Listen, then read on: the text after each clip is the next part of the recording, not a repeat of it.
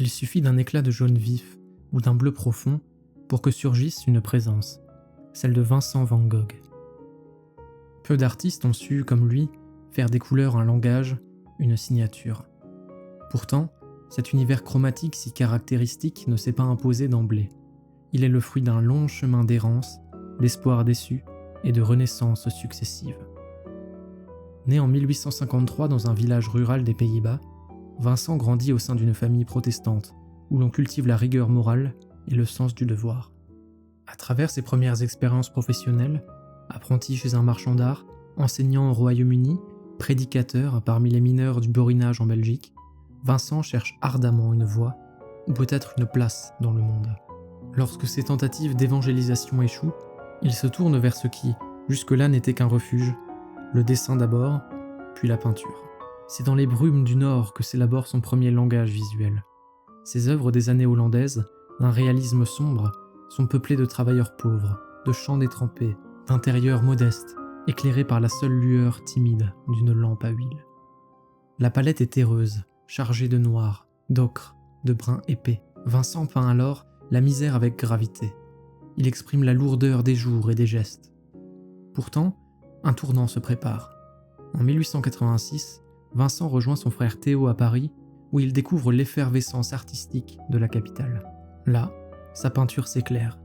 La découverte des estampes japonaises, la rencontre avec les impressionnistes, avec de jeunes artistes avides d'expérimentation, bouleverse sa manière de voir et ouvre son champ des possibles. Les teintes s'allègent, les touches s'aèrent.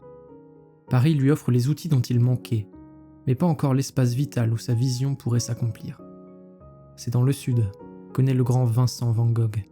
La couleur deviendra alors vocabulaire, l'expression immédiate de ses émotions, de ses visions, de ce qu'il voudrait partager du monde. C'est à Arles que commence vraiment son histoire.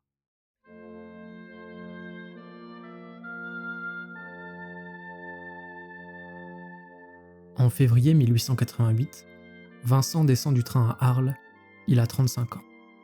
Il ne sait pas encore que les 15 mois qu'il va vivre ici seront l'apogée de sa joie picturale. Il ne sait pas que la lumière du Sud va changer son destin, ni qu'elle va donner naissance à l'un des dialectes colorés les plus célèbres de toute l'histoire de l'art, le jaune Van Gogh.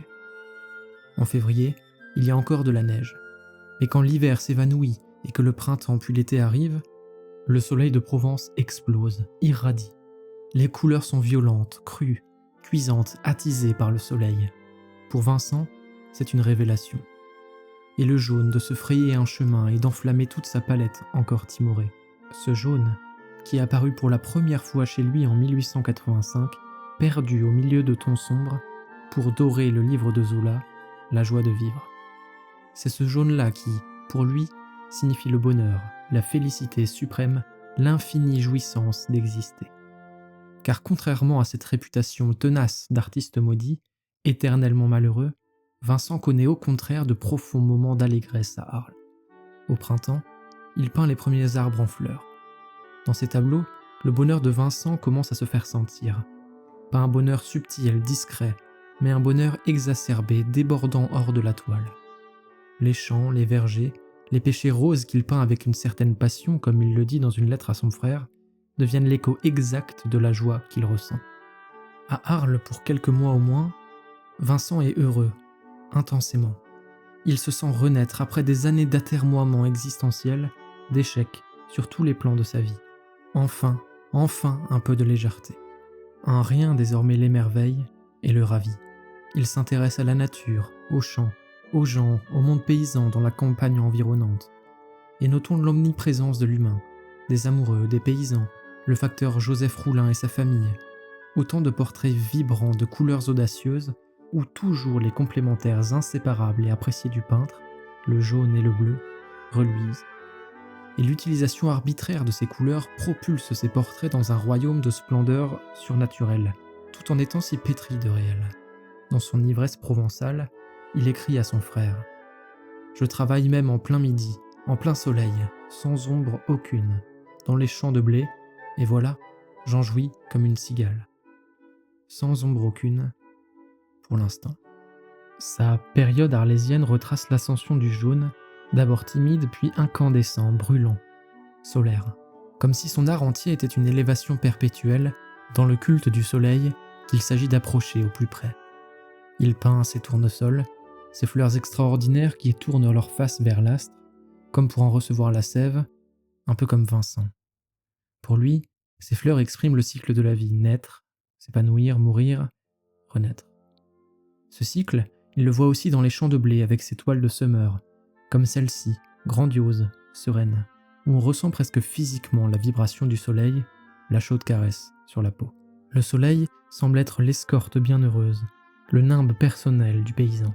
« J'ai tant de bonheur », dit Vincent à son frère, et dans son autoportrait au chapeau de paille, on ressent la légèreté, le soulagement, le soupir satisfait de quelqu'un qui sent qu'il touche au but et qui se reconnaît dans ce qu'il fait. Il éternise aussi, comme pour protéger ce quotidien qu'il aime, sa maison jaune, longeant une route jaune elle aussi, exploitant si intensément la force des contrastes de couleurs, faisant comme exploser le jaune avec le bleu de cet azur pur et sans nuages. « Que c'est beau le jaune », dit-il. Et dans ce zénith de vie, Vincent va même jusqu'à outrer la couleur, comme il dit, et se plaît à composer du jaune sur fond jaune.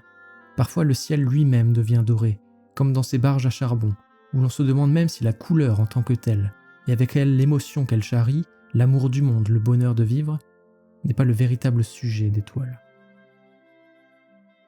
Vincent, peut-être plus que tout autre artiste, a su dénicher l'extraordinaire dans le banal. Un plant de blé sous un ciel bleu, des fleurs, de la nature pure. Mais il fait plus que la représenter, cette nature. Il la fait jaillir, il l'augmente, il la révèle dans son infinie beauté au spectateur. La période d'Arles chez Vincent est comme une redécouverte des choses. Imaginez-le, cet Hollandais, à la barbe rousse, d'une bonne trentaine d'années, coiffé de son chapeau de paille, armé de sa panoplie d'artistes, arpenter les chemins terreux des campagnes provençales, à l'affût de merveilles. Et s'enthousiasmer de tout, comme l'enfant qui porte un œil pur et neuf sur le monde. Une nouvelle enfance, celle d'un artiste qui se plaît à cueillir, à collecter la nature et qui propage au spectateur cette jouvence, cet enchantement permanent que l'habitude de voir les choses finit par geler. Touchante sincérité, incroyable simplicité. Dans ces accès de joie, de celui qui peint sous des cieux d'un bleu parfait avec un soleil d'or, il écrit « Les émotions sont quelquefois si fortes qu'on travaille sans sentir qu'on travaille. Les touches viennent comme les mots. Ces nuits sont encore calmes et sereines, au-dessus du Rhône. Les étoiles scintillent et piquent de lumière ce firmament doux et profond, tandis que les lueurs de la ville se reflètent calmement sur la surface du fleuve.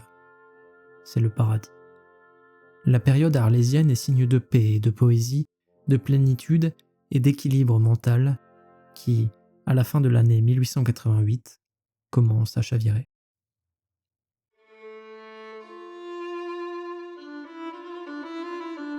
En mai 1889, des mois après sa fameuse première crise de folie, où il se coupe une partie de l'oreille, Vincent van Gogh décide de se faire interner volontairement à l'asile de Saint-Paul de Moselle, à Saint-Rémy de Provence. Des suites de cette crise affreuse et de la difficile cohabitation avec Paul Gauguin, Vincent arrive à Saint-Rémy complètement défait, démoralisé. Il a perdu toute confiance en son art. Dès lors, il restera pour toujours diminué, dépressif.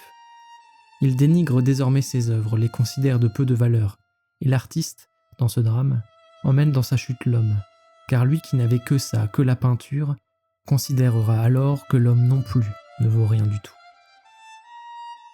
À Saint-Rémy, la peinture devient pourtant la bouée de Vincent, son paratonnerre contre la maladie. Mais la palette, liée aux états d'âme de l'artiste, subira elle-même les conséquences de sa santé et de son estime de soi dégringolante. Le bleu, qui était contrepoint, outil de contraste, serviteur obligé du jaune, devient l'élément central. C'est lui qui prend le premier rôle. Le jaune s'affadit, perd de son éclat, se raréfie. Les iris remplacent les tournesols. Le bleu chez Van Gogh, c'est l'infini, l'au-delà, l'éternité, mais c'est aussi la mélancolie. Les nuages s'amassent dans les cieux et s'agitent, et on remarque ces murs, ces enclos, qui font tache dans le vert de la nature, comme pour signaler et déplorer par le motif son propre enfermement dans sa cellule. L'air, le mouvement de ces toiles témoigne d'une agitation nouvelle, d'une forme d'inquiétude qui n'existait pas dans la plénitude d'Arles. Un vent austère, déstabilisant souffle sur les paysages de Saint-Rémy, et les vieux oliviers semblent emportés par ce courant puissant. Dans les champs, adieu les semeurs, ces donneurs de vie étaient exclusifs à la période arlésienne. À Saint-Rémy, ils sont remplacés par la figure contraire, celle du faucheur. Voilà ce que Vincent dit de cette toile. L'étude est toute jaune. J'y vis alors, dans ce faucheur, vague figure qui lutte comme un diable en pleine chaleur pour venir à bout de sa besogne, l'image de la mort dans ce que l'humanité serait le blé qu'on fauche.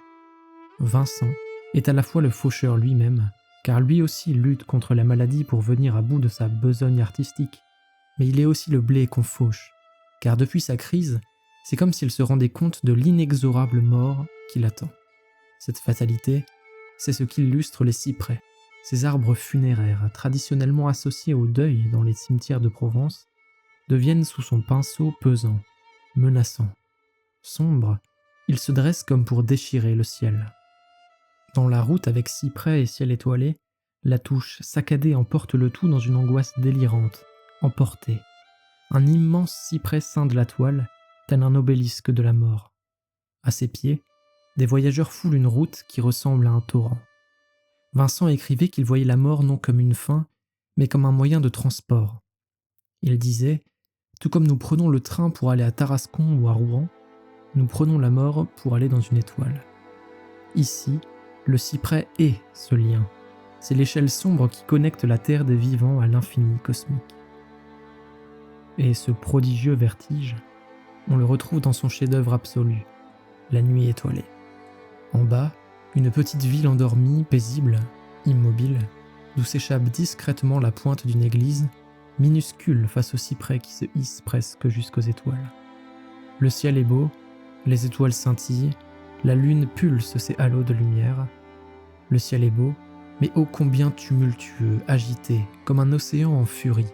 Un énorme tourbillon occupe l'espace et semble prêt à tout engloutir. Et ses coups de pinceau épais, ses volutes incontrôlables, sont comme une transposition du tumulte intérieur et du chaos de l'âme de Vincent. Ce ciel turbulent contraste fortement avec le village, qui paraît tellement vulnérable, fragile, comme la vie terrestre face au bouillonnement cosmique. Les étoiles sont pour Vincent signe d'espérance. On se rappelle sa nuit sur le Rhône, tellement sereine. Là, on sent qu'il y a eu un bouleversement, que sa maladie, son anxiété le troublent profondément, comme si la toile reflétait le sentiment qu'il allait bientôt mourir. La poète Anne Sexton a vu dans ce chaotique maelstrom le vieux serpent invisible qui avale les étoiles, qui avale l'espoir.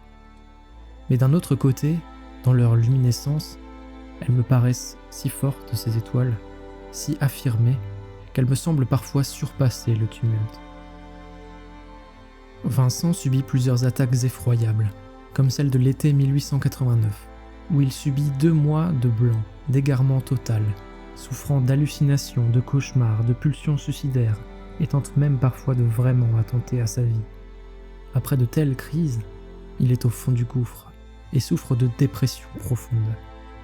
Ses autoportraits traduisent cette détresse, le regard soucieux, débordé de motifs incontrôlables, irrépressibles, comme perdu au milieu de ces typhons. Un regard qui, quand on s'attarde dessus, donne le frisson. Un regard parfois cadavérique, spectral, comme perçant du fond des ténèbres. Les couleurs sont verdâtres, vaseuses, pour évoquer aussi le peu de valeur qu'il s'accordait.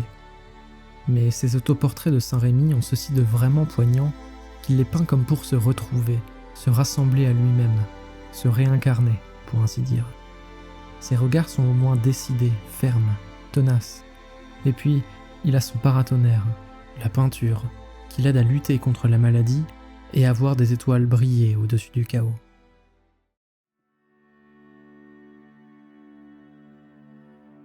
Épargné par les crises pendant un temps, Vincent est même jugé guéri par les médecins de l'asile. Le 20 mai 1890, il s'installe à l'auberge Ravoux, à Auvers-sur-Oise, pour se rapprocher de son frère, ce soutien inconditionnel. Dès son arrivée, il dit « J'ai l'âme inquiète qui sombre, la perspective s'assombrit ». Ou encore « C'est comme je le supposais, je vois des violets davantage où ils sont ». Vincent vit et voit le monde par la couleur. S'il peut voir ces violets, c'est parce que son état intime le permet, c'est-à-dire que son malheur dévoile les couleurs froides, comme son bonheur à Arles lui faisait voir du jaune, des mers de jaune partout. Il est décidé qu'il serait sous l'observation du docteur Gachet. Vincent se reconnaît dans la mélancolie du docteur et dans son air navré. Il en peint son célèbre portrait. Aux œuvres jaunes sur fond jaune d'Arles succède du bleu sur fond bleu. Gachet a la mine abattue, le regard perdu, le bras soutient sa tête comme une béquille soutiendrait sa vie. Et à l'image de ce portrait, très tôt Vincent se sent seul. Déjà 37 ans, vivant encore dans une auberge, sans foyer à chérir. Pendant que son frère Théo, lui, sa seule famille, fonde la sienne. Son moral chute. Je me sens raté. Voilà, pour mon compte. Du bleu parfois très sombre, et toute la note d'Auvers. Les cieux sont particulièrement menaçants, orageux, parfois même pas terminés, comme si Vincent pressentait que son temps était compté. Et surtout, à Auvers, on constate l'absence absolue de soleil. Cet astre familier, adoré, qui embrasait sa peinture provençale, a disparu, alors que Vincent reste pourtant de mai à juillet à Auvers. Il y produit 74 toiles et 30 dessins en 70 jours. Une productivité incroyable, une urgence créatrice effrénée. Je travaille beaucoup et vite, et ainsi faisant, je cherche à exprimer le passage désespérément rapide des choses. Désespoir. Cette fièvre productive en dit beaucoup de son désespoir, comme s'il n'avait pas le choix, qu'il n'avait pas de temps à perdre. La maladie dépressive l'accable, les formes se tordent, les chaumières sont désarticulées dans un verre fétide, morbide. Elles ressemblent à des maisons en apnée, prêtes à se dissoudre, à imploser. Les contours vacillent, les toits se cabrent sous ces cieux aux nuages affolés. Le ciel, parfois lui-même, est absent. Comme si Vincent peinait à lever la tête. Semblable à ces chers tournesols, quand le soleil disparaît, il fane et sa face regarde la terre en s'étiolant. Les touches sont haletantes, striées, hachurées. Vincent exagère plus encore qu'avant l'essentiel, renchérissant cette impression d'urgence vitale. Le champ de blé au corbeau, tellement emblématique de la période d'Auvers, déploie un ciel pesant, sombre, qui tombe sur le champ. Cette masse écrase l'espace, créant une sensation d'étouffement. Les chemins de terre ne mènent pas à l'horizon, ils sont bloqués, pointant vers l'artiste ou s'arrêtant net. C'est le sentiment d'une voie sans issue. En cette toile, le jaune d'or est violemment confronté au bleu et noir profond du ciel orageux et des corbeaux. Même si les couleurs sont fortes, ce contraste violent exprime, avec ce jaune et ce bleu noir, que oui, la vie est bien belle, mais moi, je n'y trouve pas ma place. Mon chemin ne mène nulle part. Et dans ce sous-bois, où se détachent parmi les troncs d'arbres disposés géométriquement, de vagues figures impénétrables, comme éthérées, fantomatiques, sur un fond de bois sombre, mais opposé à ce fond obscur, au contour noir des troncs, la vie bouillonne, avec ses herbes et ses fleurs épanouies. Et cette œuvre, voilà comment il la décrit. Ce sont d'immenses étendues de blé sous des ciels troublés, et je ne me suis pas gêné pour exprimer de la tristesse, de la solitude extrême. Pourtant, même sur la cime de son désespoir, proche de la fin, même dans les tableaux qu'il veut et considère les plus tristes, comme celui-ci, il me semble qu'ils ne le sont jamais vraiment, parce que l'art de Van Gogh est toujours, depuis toujours plein de vie. Ce qu'on peut ajouter aussi, c'est que la vitesse d'exécution et la densité de la production, l'impression d'urgence palpable à Auvers, ne sont pas le signe d'un esprit désespéré, mais d'une tentative de saisir la vie jusqu'au dernier instant, et de cueillir chaque source de beauté. Ces toiles sont parfois tourmentées, oui, signe de l'agitation de Vincent, mais jamais désespérantes ni accablantes, comme s'il absorbait tout sur lui, qu'il encaissait toute la peine pour ne pas la transmettre et la faire subir aux autres, dans un altruisme incroyable. Avant tout, ce que je retiens de sa nuit étoilée, c'est précisément les étoiles, pas le serpent invisible. Dans son art, il tente toujours, malgré ses tourments, d'offrir au spectateur sa vision géniale, transfigurée et intensément vivante du monde. De l'église d'Auvers, il évoque surtout la couleur somptueuse de ce bleu de cobalt pur, preuve qu'il cherche et retient avant tout la beauté dans un ciel d'une profondeur vertigineuse. Il ne veut pas que le spectateur partage son angoisse ou s'attarde sur ses peines bien réelles. Il veut que l'énergie brute, la couleur pure, sincère et vibrante de ce bleu profond offre une échappatoire, un réconfort, peut-être de la joie. Son art est tellement expressif, et l'intensité de ses coups de pinceau, de ses couleurs agissent comme une force de vie. Vincent voulait plus que tout être utile. Il voulait servir avec son art, soulager. Dans un tableau, je voudrais dire quelque chose de consolant comme une musique, disait-il. C'est pour cela que ces tableaux, même ceux réalisés au moment de sa rupture personnelle, ne sont jamais vraiment désolants. Son ministère auprès des hommes, sa première mission manquée de prédicateur dans le Borinage, où il donnait tout si ardemment, vêtements, chaussures, nourriture, est révélatrice et a été remplacée par la mission artistique. L'art devient dès lors son dernier et seul moyen d'être utile, d'être au service, pour lui qui voulait avant tout rendre heureux les gens sur la terre. Car après tout, comme il disait, il n'y a rien de plus artistique que d'aimer les gens. Des jaunes éclatants d'Arles, aux bleus et violets profonds, parfois tourmentés de Saint-Rémy et d'Auvers-sur-Oise, c'est toute une vie racontée en pigments. Les couleurs ont changé, les formes se sont tordues, mais une constante dans son art. Dans ses oliviers séculaires, ses tournesols ambrés, ses nuits aux étoiles scintillantes, tous ces tableaux, si on pouvait les mettre à la suite, composent les notes d'un hymne à la vie et à la magnificence de notre monde, le tout dans la sincérité la plus absolue. Vincent van Gogh voyait si sensiblement la beauté du monde et a voulu la partager avec une vigueur incroyable. Un art simple, comme il le voulait, qui peut atteindre n'importe qui en plein cœur, qui peut arracher parfois des sourires, parfois quelques larmes. Le 27 juillet 1890, au plus bas, et croyant être une charge pour son frère qu'il a toujours soutenu financièrement depuis des années, Vincent van Gogh se tire une balle dans la poitrine. Il meurt 2 jours plus tard, dans les bras de son frère. Autour du corbillard, ses meilleurs tableaux et bien sûr, ses tournesols. L'image qui me reste en songeant à Vincent, c'est son faucheur de Saint-Rémy, qui lutte en plein soleil pour accomplir sa tâche. J'en parlais plus tôt, mais il en dit encore autre chose que je cite maintenant et qui me résume sa fin, son histoire et son art. Dans ce faucheur, j'y vois l'image de la mort. Mais dans cette mort, rien de triste. Cela se passe en pleine lumière, avec un soleil qui inonde tout d'une lumière d'or fin.